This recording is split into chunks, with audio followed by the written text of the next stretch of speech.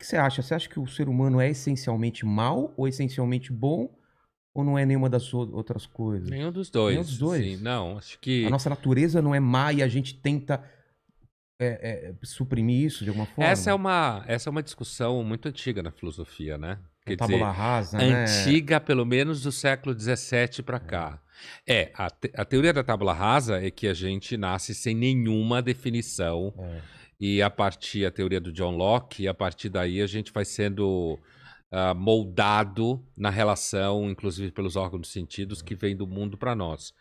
Agora, no século XVII também o Hobbes, ele levantou essa hipótese de que o homem, a vida era bruta, violenta, curta, e para isso existe a política, para diminuir a violência a partir de uma violência legitimada, que é a violência do Estado, que detém o monopólio legítimo da violência. No 18, o Jean-Jacques Rousseau falou que o homem era essencialmente tendia à harmonia, à empatia, e que a civilização, a cultura, o mercado, o interesse, blá blá blá, fazia o homem ficar pior. Daí, normalmente, a gente faz uma oposição na filosofia Hobbes versus Rousseau, que dá nessa pergunta que você falou. É. Eu, pessoalmente, acho que nós somos um ser que passou pelo processo de adaptação, a gente tem qualidades morais, a gente é capaz, às vezes, de ser generoso, às vezes a gente é mesquinho, alguns de nós são piores do que os outros, alguns dão mais sorte, sei lá, alguns conseguem dormir menos horas, aí realiza mais coisa na vida. Quer dizer, você tem uma gama de variáveis que não determinam que a gente seja nem essencialmente mal ou essencialmente bom. Agora, quando tem carência de recursos, a gente tende a correr o risco de ficar violento, mesquinho, egoísta. Se não tem carência de recursos, a gente pode, de repente, não ser tão mesquinho, ficar mais tranquilo. Então, acho que depende muito do meio. Eu não acho que acha uma essência, Tá. nem para um lado nem para o outro. É. É claro que tem gente que não presta, gente que é Ah, mais sim, sim. doce, Tem, por tem os dois temperamento, extremos, né? tem. É. Tanto gente muito boa e gente muito É, ruim, é. essencialmente. Mas sempre eu fiquei pensando por que uma pessoa se torna filósofa. A definição de filósofo, primeiramente, o que que é? Uma pessoa que pensa muito, faz as perguntas. Por que que você se tornou filósofo? Porque não é uma coisa que criança você pergunta, ela quer ser astronauta, jogador de futebol, É, mas eu não é queria ser filósofo. astronauta. Eu também. Ou jogador de futebol. Não, eu só queria ser Ah, é? astronauta.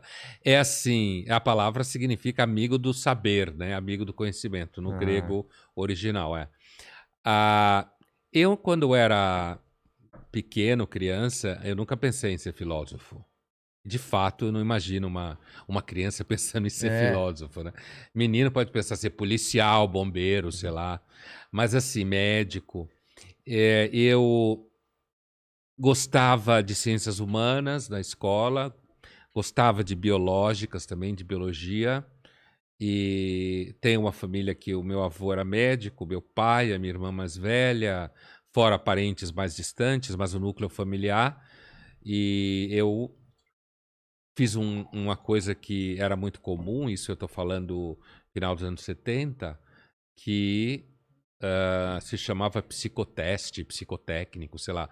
Era um teste que psicólogo fazia para saber qual a sua Ah, eu vocação. fiz isso daí também na escola, eu É na lembro. escola, então a É, eu gente fazia na lembro. escola. E aí eu fiz a escola e a psicóloga falou: olha, você tem vocação para medicina, para a área científica, para ciências humanas. E ela falou assim para mim: olha, como a sua família é de médicos, eu diria para você fazer medicina, depois você faz o que você quiser, né? Caramba. E aí eu gostava de biologia, prestei medicina. Entrei, ah, entrei numa crise, fui morar um ano no kibbutz, voltei para o Brasil, continuei a Você medicina. tem ascendência? Sim, Ah, sim. foi para E Israel. aí eu acabei, eu fiz 5 anos de medicina. Caramba. Enquanto eu ainda estava, acho que no segundo ano, eu comecei a estudar psicanálise, porque eu já vi que eu não queria trabalhar em hospital, essas coisas.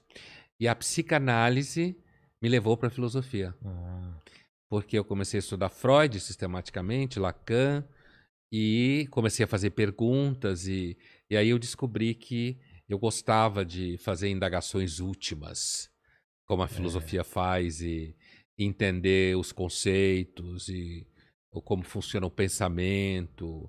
E aí a psicanálise, que eu entrei para salvar a medicina, me levou para a filosofia.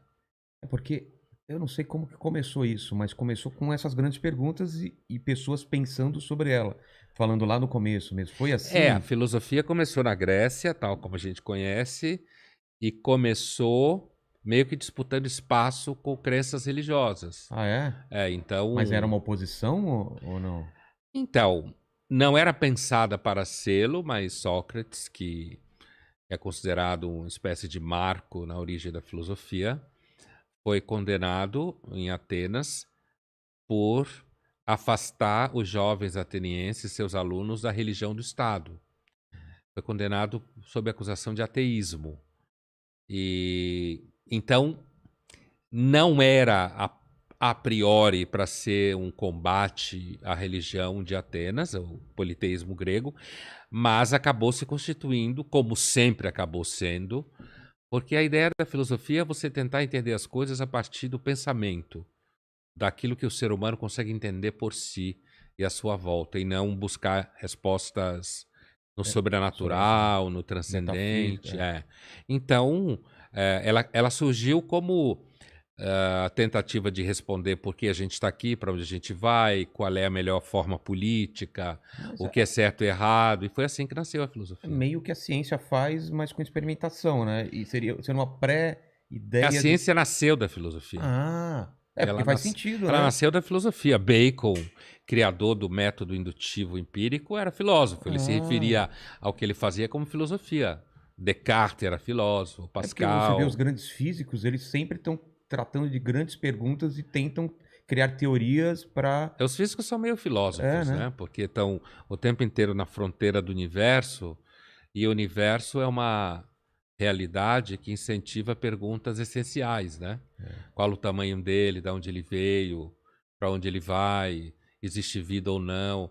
Então, o método, por exemplo, a busca do conhecimento universal já está num diálogo do Platão chamado Teeteto, a fazer a diferença entre o que é relativo, o que é absoluto, o que eu tenho certeza, o que eu não tenho, do ceticismo grego. Então, a ciência derivou da filosofia mesmo.